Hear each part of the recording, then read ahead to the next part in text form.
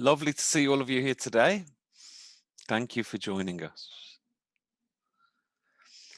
So, Christina, I think you have some questions for me, do you? Yes, I do.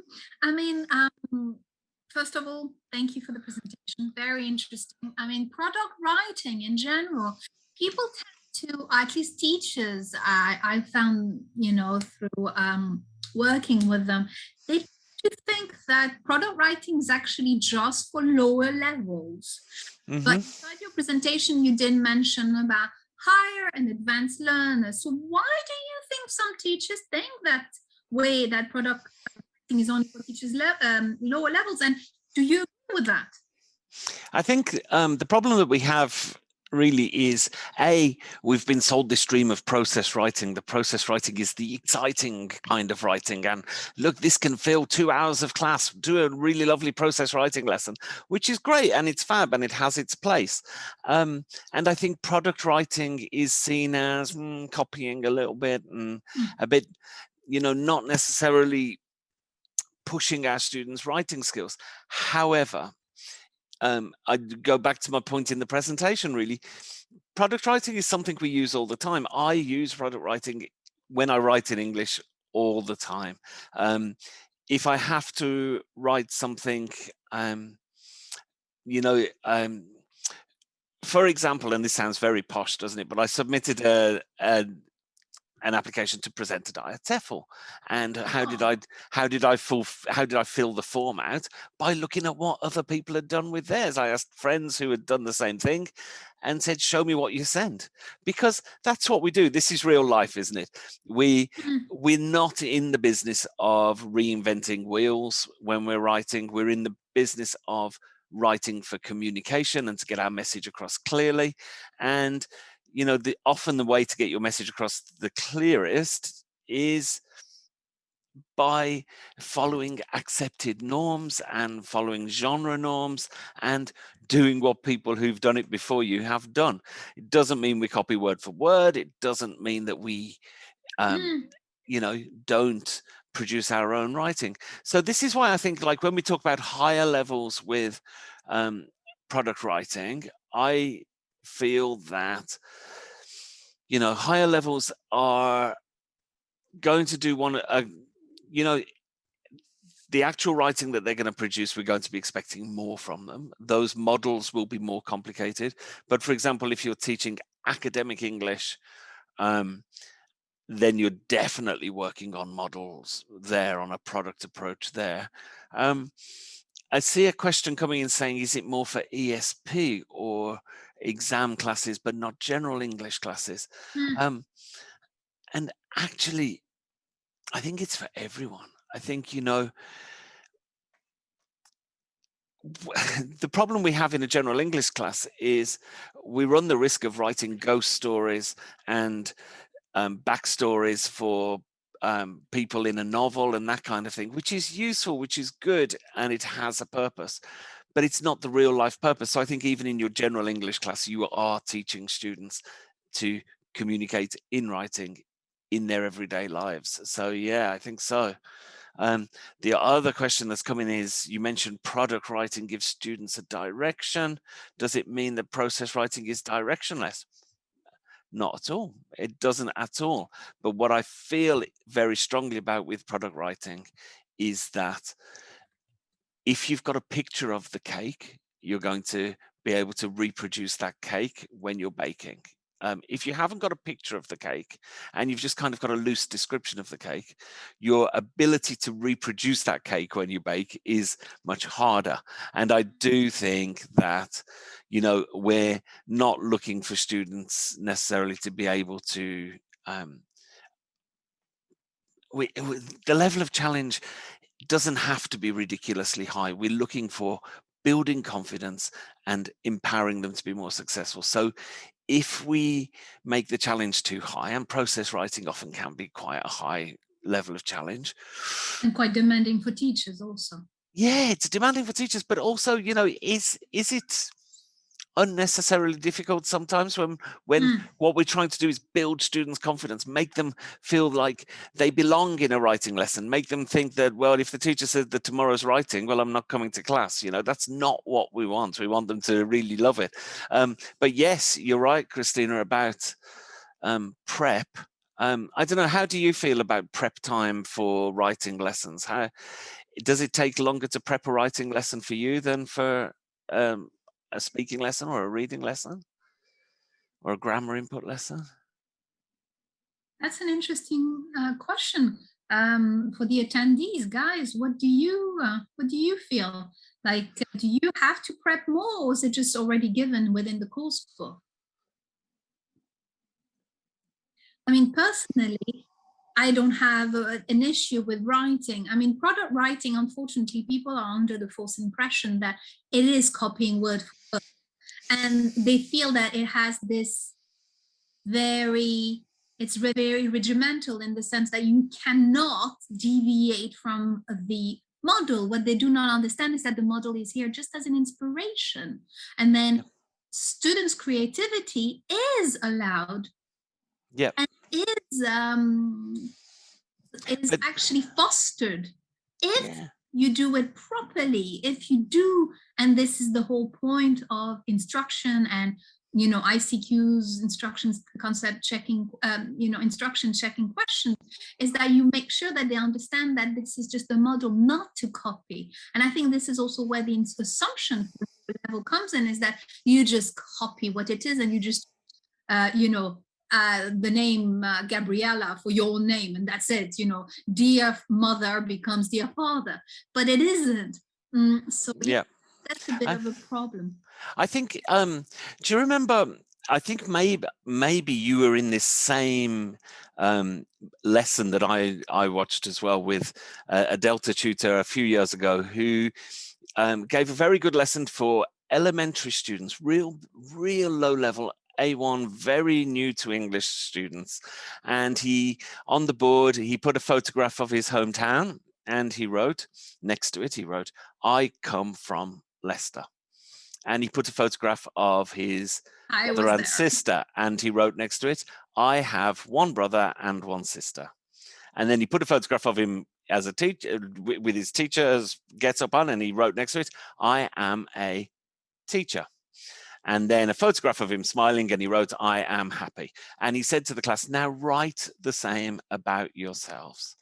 And those students, it was like basic product writing. It was there on the board. Now change those sentences about yourself. And the students felt so good. I mean, you remember, they were just buzzing because they'd managed to write 4 sentences about themselves. And this was baby English for adults, just gorgeous. And, it's copying, isn't it? They didn't generate those sentences themselves, but they didn't generate the structure, but they did generate the content. Exactly. And they made it correct for their context and their truth. And what happened in that meeting, in that session, was that the students' confidence level went from here to here.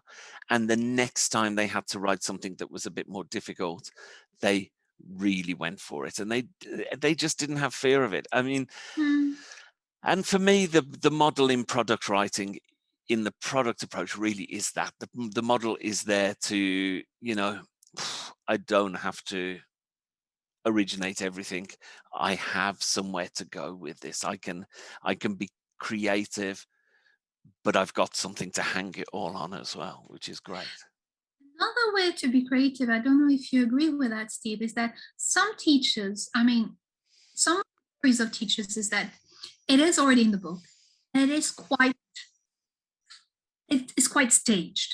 So at the end, they come up with, okay, copy this, but instead of talking to a pen pal, which nobody has anymore, talk about to, something else. What do you feel, Steve, would be a nice way to personalize the product lesson? But, what would be a nice way? What could be done about the final task? I think I think like everything in English, right?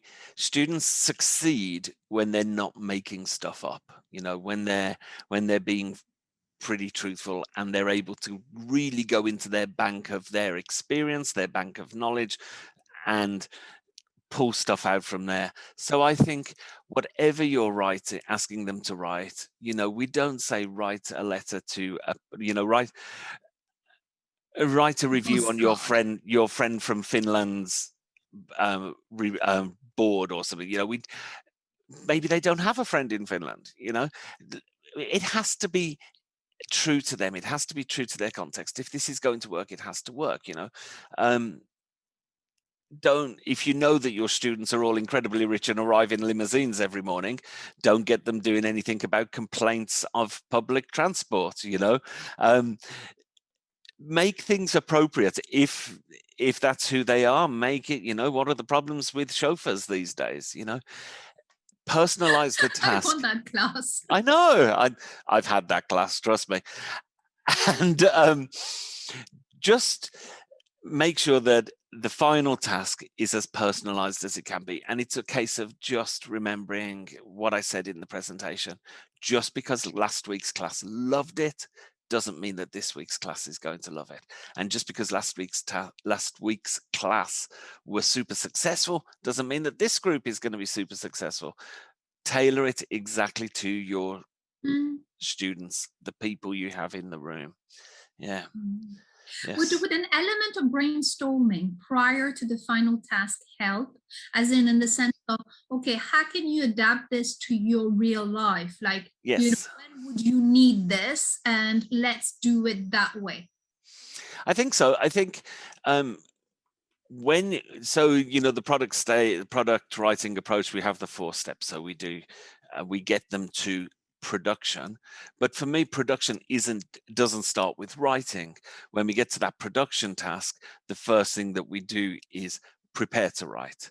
And prep for writing is, if you're sat next to your partner in the classroom, you do some prep together. So you brainstorm it together, or you discuss things together, get some ideas together, start making notes that you're going to refer to as you're writing. If you're on your own and you're doing it on your own, or we're teaching students to write in an exam context, we're going to be teaching them how to brainstorm on their own. So we're going to be teaching them mind maps and spider diagrams and whatever technique is going to work for that particular student. Some students just like lists, don't they? Some students, I've known students that I can give 4 headings to, and they write notes under those 4 headings, and it works for them a treat. So I think brainstorming is an essential part of that production process. So for me, when we get to step 4, which is produce the piece of writing, it can't just be, okay, blank sheet, off you go. Use the model, use the input that you've had, and write your own version. Before we write our own version, we have to brainstorm what's going to go down there, don't we? Yeah. I think you had a very interesting point about how less confident students can stick to the text. Well, you allow the freedom for the more confident students to be more creative. Yes. So yeah, you asked a question about flipped classroom. Sorry. Yeah. No, I was just going to say this allows us for differentiation in the classroom, doesn't it? And differentiation is incredibly important. We need to make sure that there is challenge for those students who need challenge, and there is less challenge for those students who need less challenge. And the product approach works for that. And around the world, we're all teaching in different contexts post COVID lockdown, as we're all slowly returning to our schools. But one thing I know is, here in the UK, for example, our class sizes are not what they were. And a lot of schools here are working with students of mixed ability in class. And that range of mixed ability is a much bigger range these days. So actually, when you have got a mixed ability group in class, a product approach is quite nice, because you are giving flexibility, and for higher level students can be more creative, lower level students can just relax and just change 2 or 3 words, and they've done some writing and their confidence has grown. Gabby asked about flipped classroom. What would you feel, Steve, about it? As in, some teachers say that it's more effective for students to write at home, not in classroom. So you do all the input with the school, within the classroom, but then you ask them to write at home. How do you feel about that? I mean, I think this is less flipped classroom and more homework, really. Flipped classroom being, that students are watching a video that the teacher has prepared about the grammar or language point that's coming up in the day. But I think in terms of this synchronous, asynchronous, online, offline, which bits do we do online, which bits do we do offline? I think I'm gonna tell you like 5 things that I think here, because the first thing I think is that students feel that 20 minutes spent writing in a class is 20 minutes of time that they've wasted, because they feel like the teacher isn't talking to them for those 20 minutes. So if you're on your phone at the front of the classroom while the students are busy writing away, of course they're going to think it's a waste of time, and to all intents and purposes, it probably is. But if you're spending those 20 minutes walking around, looking at what your students are writing, looking at how they're approaching this writing task, this is super important, because you're getting a little insight into your students' brains and how they work at this point, because you're seeing who writes lots and then crosses it all out and then starts again, who is using their rubber all the time, who is just making notes and referring back to their notes. You learn so much about your students when you watch how they write. And that's not just learning about how they write, that's learning about how they learn and how their brains are connected. So actually watching your students write, if you do that and you don't spend 20 minutes buying t-shirts at Marks and Spencer's online, is a really good use of time. However, the other thing I think is that setting a time limit on a class to do some writing, to produce a piece of writing once we get to that production stage, if we have a mixed ability group, they're not all going to be able to produce it at the same time. And so when we talk about creating a safe space and a space where you're free to produce language with confidence and at your pace, that can't be done if we're setting time limits. So I think there's a really strong argument for getting them to that point. So we do the production brainstorming and then write at home. And look, if teachers are going to say, we can't trust the students to write at home because they'll copy. Look, we're teaching students to, for the most part, we're teaching them to produce English that's effective and that communicates in a real life setting most of the time. Sometimes we're teaching them to prepare for exams, right, which is a different thing altogether, in which case you're going to be doing the writing in the classroom because time's important. But if they're writing at home and they're copying and they're using their dictionary and they're using their spell check, well, guess what? That's what they'll do in real life. So if they manage to use the tools available to them to produce good writing, I think great, bravo, well done.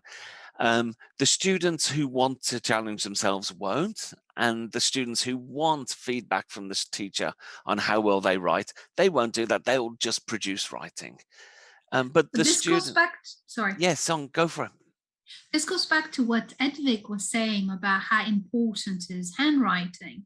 And if you do it at home, then handwriting, which we don't, let's be honest, the only time we do that anymore is when we make notes, when somebody's speaking. But we don't really need, that's, might be a dreadful point, but that's another subject for another day. We don't really need handwriting, at least development within the classroom. And that might be actually a good thing, that having them type it out on the computer makes it even more real life. It connects back to the real life. And what you were saying about the monitoring, which as a DOS used to drive me insane, is that teacher at the front of the classroom not moving when people are actually writing.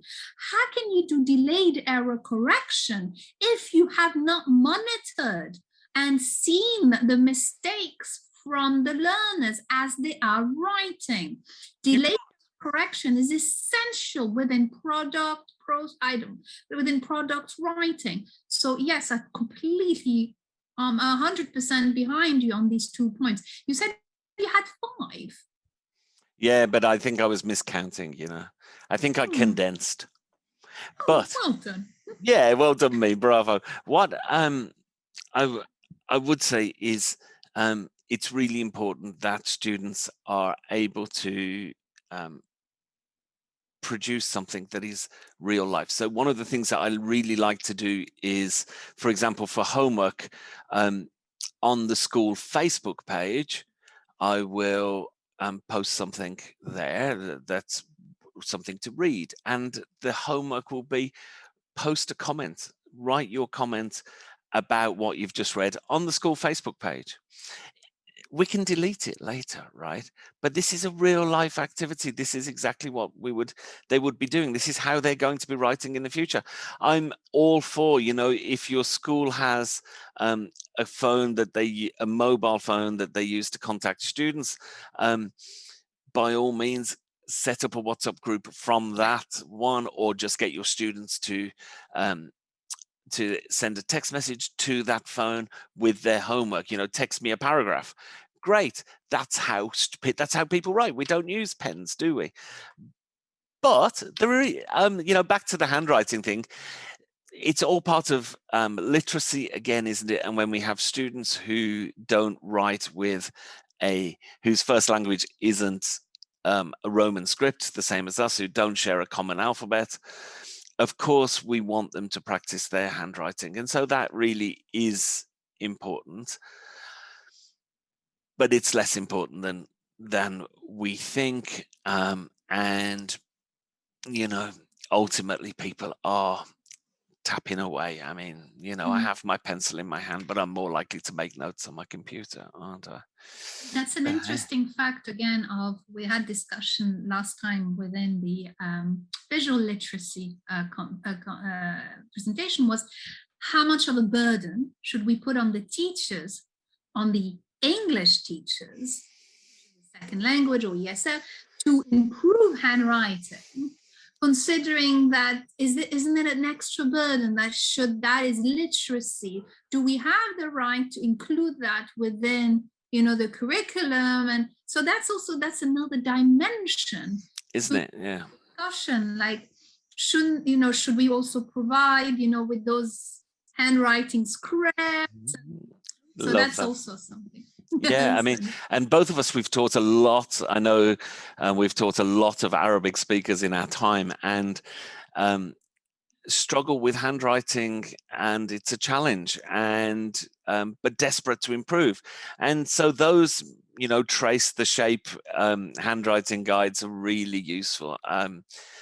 I know advanced students who still want them and still ask for them because they want to improve their handwriting, but less and less. There was a question earlier, I think it was from Hedvig again, about how do I infuse my students when only a couple of them want to improve writing skills? What was the question? Let me have a look.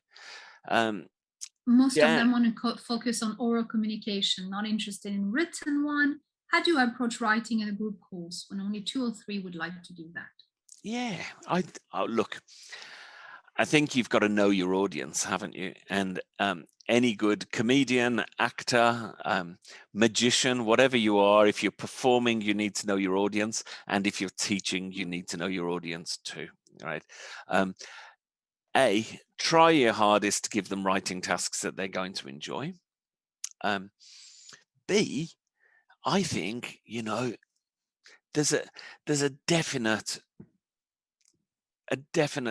time where you can set a task where the answer can either be, where, you know, you set the task and the produced language that is the task can either be written or spoken, you know.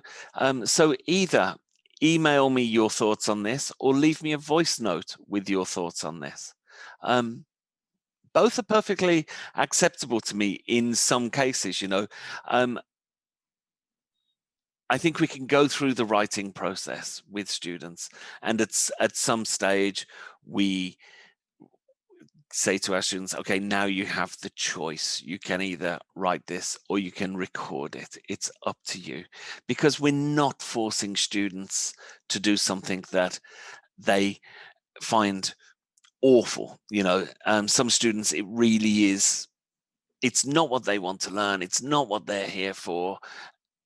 But ultimately, as they see their colleagues in class producing writing, and it wasn't that difficult, and the feedback wasn't awful, those colleagues who wrote something didn't get a sheet of red paper, a red pen back to them, they'll start to want to do the writing part themselves. So I think, let's not force anybody to do things they don't want to do. If somebody's really anti-writing, record it.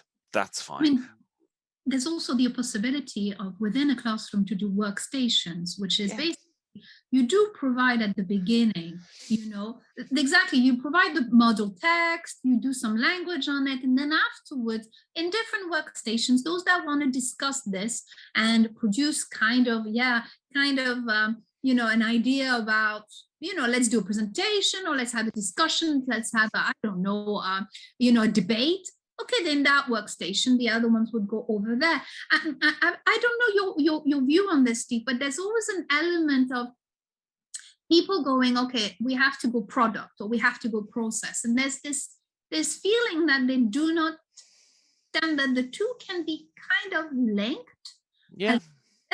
I mean, just because you've done product doesn't mean that you're going to not when you were mentioning that paper full of red, that you're not going to get back your feedback in a processy way. Yeah, of course. First highlighting the problems with the content, and then afterwards, maybe highlighting just the problem with, Language. the grammar. So it's a little bit like they live in a black and white world where everything has to be product or everything. No, there's a possibility of meshing the two, maybe. What do you think?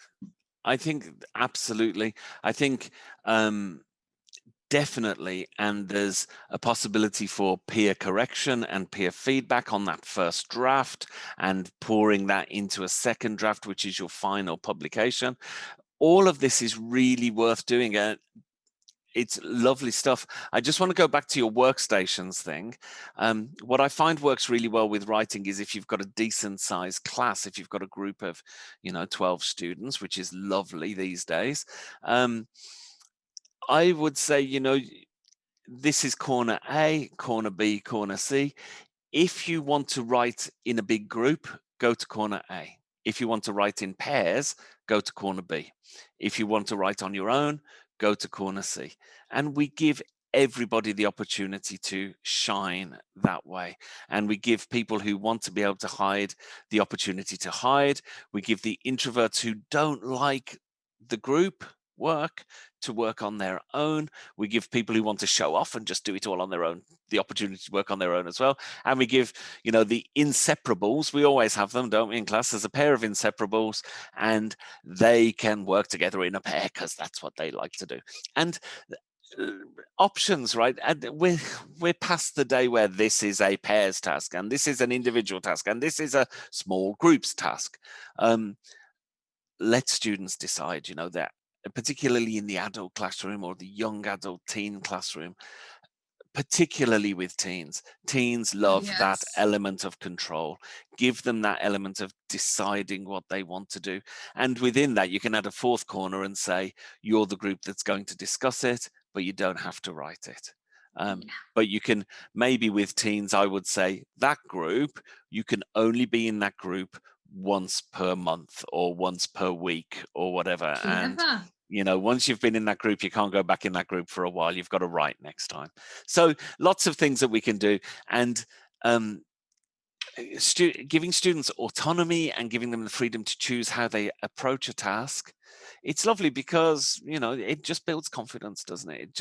If I can do things how I want to do it, I'm going to be more confident about it. We had a very interesting question from Maria. What about with young students combining the writing with some drawing of their own? Love it. Love it. I think, look, writing is very creative, isn't it? you know, it is pulling on the same creative juices that drawing pulls on.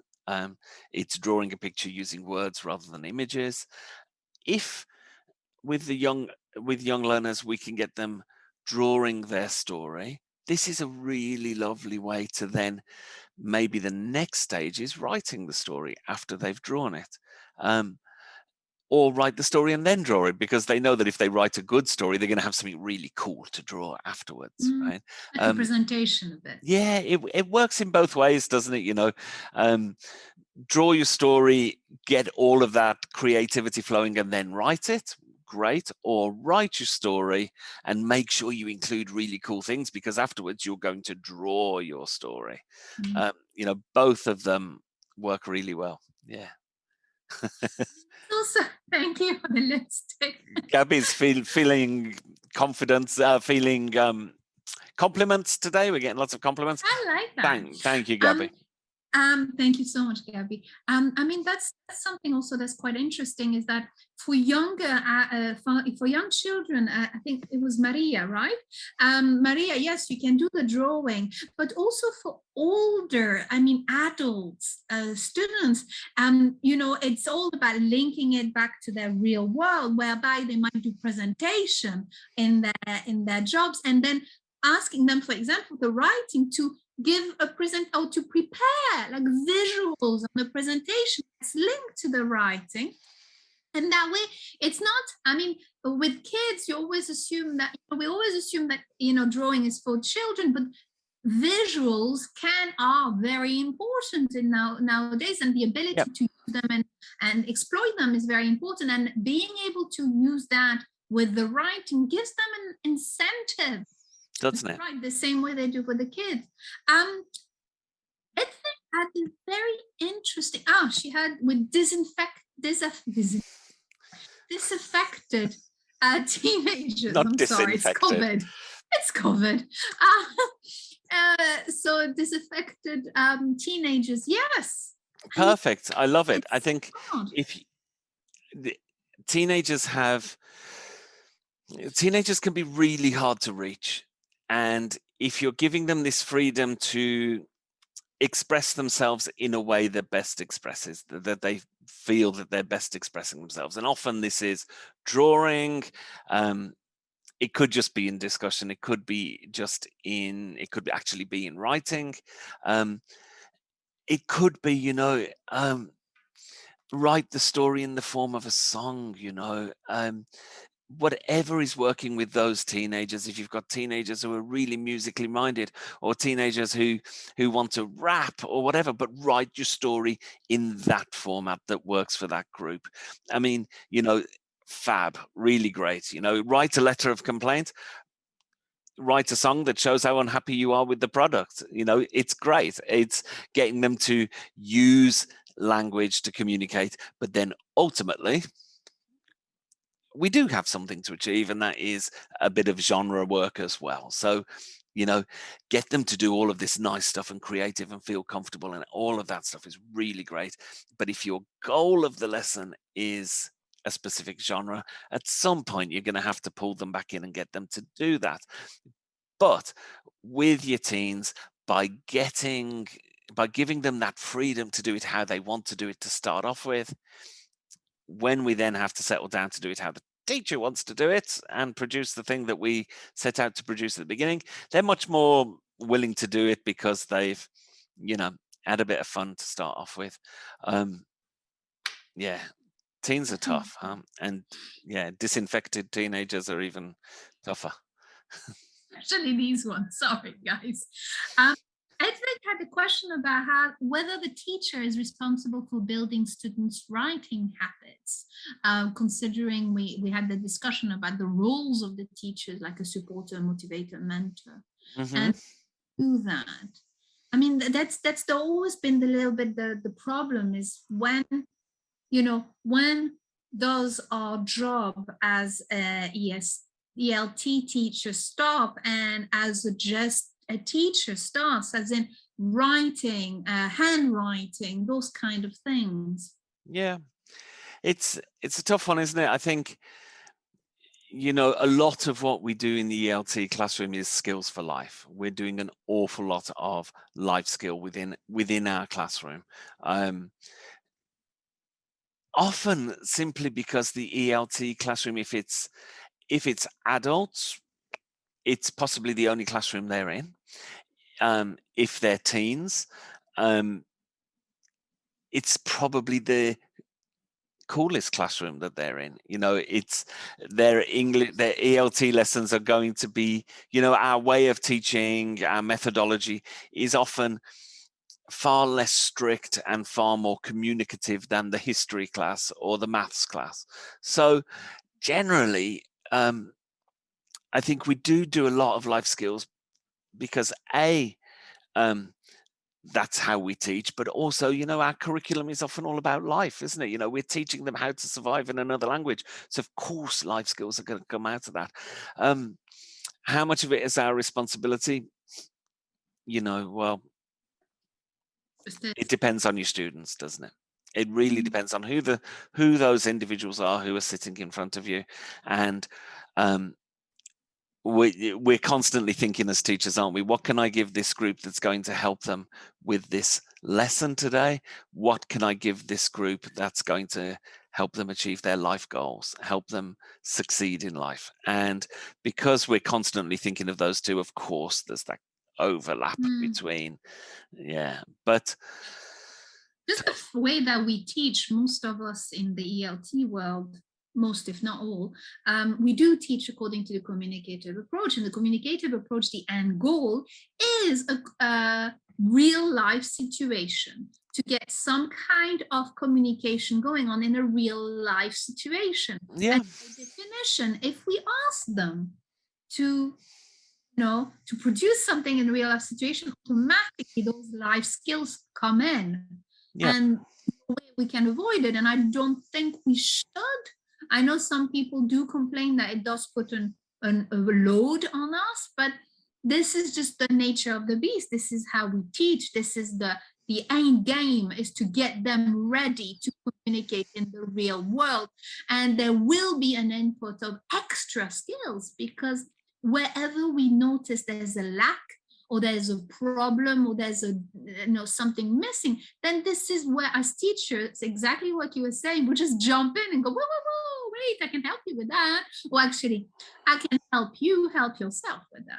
Yeah. That's the whole thing. It's true, isn't it? So much of what we do is just real life stuff, really. Absolutely real life stuff. I like Gabby's comment there that subject teachers have a lot to learn from EFL teachers. We like to think so, don't we? But I tell you what, being an ELT teacher has done to me, it's ruined everything that I've ever wanted to learn, because whenever I go to a class, I really struggle with bad teachers. I struggle with sitting back and going, you know, I'm here to learn how to I went to learn how to use a sewing machine because I was sick of paying people to turn up my trousers. So, and I don't have really short legs, but anyway, I have to turn up my trousers. So I just went to the class and it was just awful because the teacher was just awful. Like, had this. I'm just thinking, when's my turn to talk? When do I get to be involved? When do I get to do this? And it was so different. The methodology is so teacher-centered. Yeah, it's weird, isn't it? It makes us very difficult students, but I always say teachers are the worst students. Oh, I tell you. At the back of the class moaning, going, oh, this is not good. Yeah, but we're also quite fabulous as well. So bad students, but wonderful people. Yeah, I mean, what can I say? The thing is, my point from this whole thing really is, and I think it's been the thread through all of these questions, if you can give your students confidence, this is the best thing you can do for them. This is the best thing that you can bring into your lesson. And I think when you're planning your lessons, whether it's a writing lesson, absolutely, but whatever lesson that you're planning with your students, if you can think about how is my students' confidence being built throughout this lesson? How am I growing student confidence with each of these tasks? It's a really different way of looking at your lesson plan, but it's a really great thing because your students will grow much quicker and will be much more successful if you're able to give them confidence in the task. But if your tasks are structured in a way that their confidence might get a hit, or that their confidence isn't changing in any way, that can be tough for them. Yeah. What Maria was saying about the need for us as that we do have that and subject teachers don't, is that flexibility to adapt to our Yeah. learners, to make it so that we add that life skill to it, which is confidence building. Hedvig had an interesting question about what are some effective ways of correcting students' written work and giving feedback. I mean, Yeah. I like codes, obviously, because I like building students' agency and independence and all that. I like peer teaching, peer Yeah. correcting, but there's an element of culture that's in it, because some in certain countries I've taught and trained, they still see the teacher in front of knowledge and will not agree to being corrected by people they see as being on the same level. So that's an interesting thing that we need to adapt to. What do you think, Steve? I can tell you the best writing correction that I've ever seen that just blew my mind when I saw what this teacher was doing, and it was just amazing. And it works with small groups. If you've got a big group, you won't have the time. But actually what they had was this teacher, very creative, had built a structure that just sat so high. And what she did was she placed her mobile phone here, she pressed record, and under the mobile phone here was the student's paper, and she was recording as she was correcting, and she was giving her thoughts as she was correcting the paper. So she would read and she would say, well, this isn't right, is it? You could think of a better word there, couldn't you? This word is a bit too informal for this piece of writing. Think of a more formal word. And she would circle it and then go, oh, this sentence doesn't work, does it? Where could I put a full stop in there and split it into two sentences? And so actually the thought process that she was going through as she was correcting, she was just vocalizing it. Students were seeing her hand and the pen working on the paper, and then she would just, send that to her students. And they got the best feedback ever.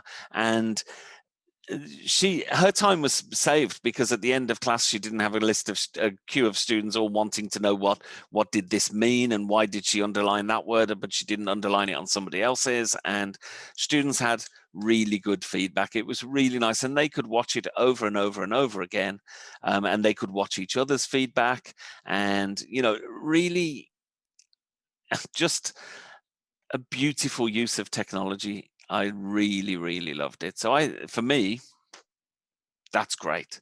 Yeah, Gabby, try it. Let me know how you get on. The other thing I think with feedback is, and it does go to process writing, but write your letter of complaint, bring it into me tomorrow. And tomorrow, rather than give it to me, you're going to give it to another student. They're going to take it home and give their feedback. And then the following day, it will come to me and I'll give you my feedback as well. And get students used to peer correction and get them used to looking for errors and thinking of how things could be phrased differently, because that's going to help them when they have to do it to their own work as well. The other thing you can do, actually, obviously with a more advanced group, is get them to produce their letter of complaint, their email of complaint, bring it into you the next day, and then just don't accept it back from them. Say, okay, so thank you for doing that last night. Your homework for tonight is take it, review it, and do it better for me for tomorrow. and I'm not going to tell you how or why. I'm not giving you any feedback, but go and have a look at it. Look at it one more time and reproduce it and see. And, push students of advanced levels to do it again. And, there's so much lovely stuff we can do with students that pushes their autonomy and their sense of accomplishment. It's really lovely. Yeah. Yeah, some will not do it. You're right, Gabby. And those who don't do it, they don't do it. That's fine. I'm also happy with that, and they did it the first time. That's cool. But those who want to be pushed will think, wow, I can do this a bit better. Yeah. And they'll go home and try again. I'm totally for giving students free will to if they want to do something, they'll do it. I'm expecting, this is what I am expecting, but in that extra bit, it's up to you.